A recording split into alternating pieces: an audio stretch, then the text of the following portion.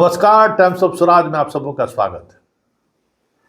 वैसे आप पर तो कोई असर पड़ने वाला है नहीं, कहने की जरूरत भी नहीं है।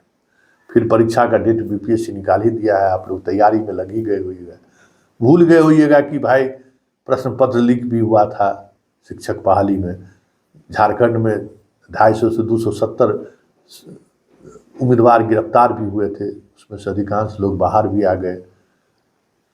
इतने दिनों के बाद भी अभी तक पता नहीं चला है कि कैसे प्रश्न पत्र लीक हुआ, कहाँ से लीक हुआ, कौन लोग इसमें शामिल थे, कुछ भी नहीं। ढाक के 3 पात। बीपीएससी के नोडल अधिकारी नियुक्त करने के लिए कहा गया, जो आप लगातार हमको सूचना देते रहिए, कोई सूचना नहीं। कल जो है सो उज्जैन से 5 लोगों ने गिरफ्तार किया है, जो मेडिकल के परीक्षा में सेटिंग करने का काम करते हैं। तो सभी के सभी नालंदा के। तो नालंदा तो इसके लिए फेमस है ही। नालंदा जितना डॉक्टर बनाया है सॉल्वर गैंग, हमको नहीं लगता कि दूसरे किसी प्रोफेशन में बनाया होगा। डॉक्टर इंजीनियर तो खूब बनाया है, नौकरी भी दिलाया है। लेकिन ठीक पहले मतलब परीक्षा घोषित हुई है, उसके बाद बीच में ये खबर मीडिया में फैला के कोशिश आईवास की कोशिश हो रही है। जो हमें बातचीत हुई है, जो एजेंसी काम कर रही है, आर्थिक अपराध इकाई की इस पर काम कर रही है, जो खबर आ रही है कुछ खास नहीं, लेकिन हाँ अपना एक ये दिखाने के लिए होगा। लोगों को लगेगा कि हाँ कुछ ऑपरेशन हो रहा है, लेकिन सच्चाई यही है कि शिक्षक बहाली मामले में कहाँ से प्रश्न पत्र लीक हुआ, कैसे प्रश्न पत्र लीक हुआ, उसके पीछे के गैंग में कौन कौन लोग शामिल थे, बीपीएससी अधिकारियों की क्या भूमिका थी, ये तमाम सवाल आज भी अनुत्तर है। देखो, उस सवाल का कोई जवाब आर्थिक अपराध इकाई अभी तक न प्रेस रिलीज के माध्यम से दे पाई है, न प्रेस कॉन्फ्रेंस करके दे पाई है। मतलब पूरी तौर पर जो है इस मामले को जैसे ये लग रहा है कि धीरे धीरे चीज़ें खत्म हो जाए, फिर परीक्षा का डेट निकल गया, विद्यार्थी सब परीक्षा देगा और इस बार कुछ अलग तरीके का सॉल्वर गैंग काम करेगा। फिर जैसे जो सेटिंग में जो पिछले बार पैसा दे के फंस गया था, इस बार उसको फिर बेला पार करा देना है। आर्थिक अपराध इकाई इसी तरीके से आईवास करती रहेगी, क्योंकि जब तक ये स्पष्ट नहीं हो जाता है, पकड़ा नहीं जाता है कि किस सेंटर से या प्रेस से कहाँ से ये प्रश्न पत्र लीक हुआ था, तब तक नए तिथि के घोषित करने का मतलब क्या है। जबकि इस बार तो पूरी तौर पर बीपीएससी के अंदर के लोग हैं जो इस खेल में शामिल हैं। कहा जा रहा है कि प्रश्न पत्र छपने के लिए जो कलकत्ता गया, वहीं से जो है सो बंडल में जाने से पहले निकल गया। तो बीपीएससी के लोग जिम्मेवार हैं, क्योंकि पेन ड्राइव में तो वही लेके जाते हैं, क्वेश्चन का चयन तो वही करते हैं। फैक्ट्री वाला तो जो प्रिंटर है वो तो नहीं करता है।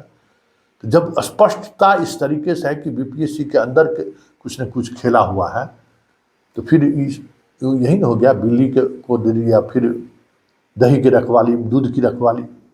जब उस पूरे मामले का उद्भेदन नहीं हुआ, कौन लोग शामिल थे, किसने प्रश्न पत्र लीक किया, पकड़े नहीं गए हैं, तब तक फिर अब नए परीक्षा की घोषणा करके तो आप क्या दिखाना चाहते हैं। मतलब नए परीक्षा में लग जाओ बाबू, फिर जो जैसे चल रहा है चलता रहेगा, अगर कुछ उस बार भी हो गया तो फिर आगे हम टाल देंगे।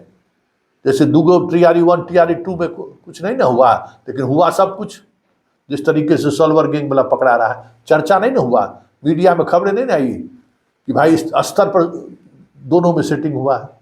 तीसरा एक्सपोज हो गया, पकड़ा गया हजारीबाग में, तो चौथा में भी अब पकड़ाएगा नहीं, अपना अंदर खाने में सेटिंग करके सब कुछ कर लेगा। ये बिहार है, यहाँ तो अब सब कुछ लोग एकदम आराम से स्वीकार करने को तैयार है।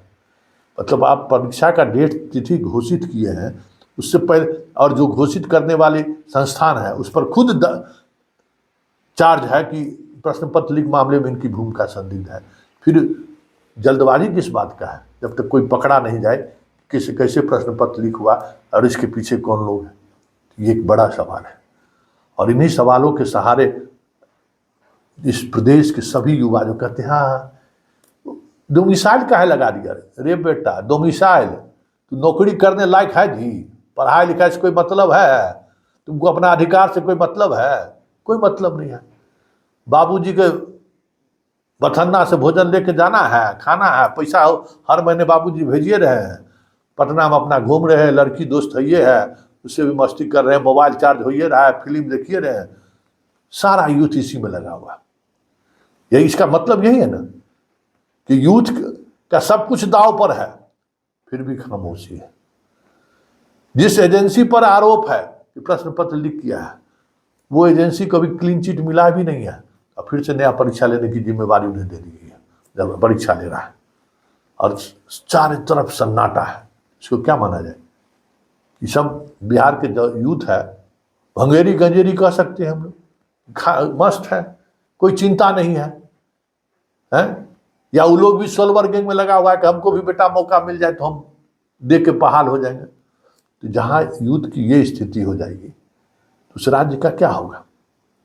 इसलिए हम बार बार कहते हैं कि जगाने के लिए तो हम जगाते रहते हैं, लेकिन हमें पता है कि कुंभकर्ण नींद में जो सोया हुआ है यहाँ का यूथ, उस बेकार है उस पर मेहनत करना, एकदम सही में बेकार है।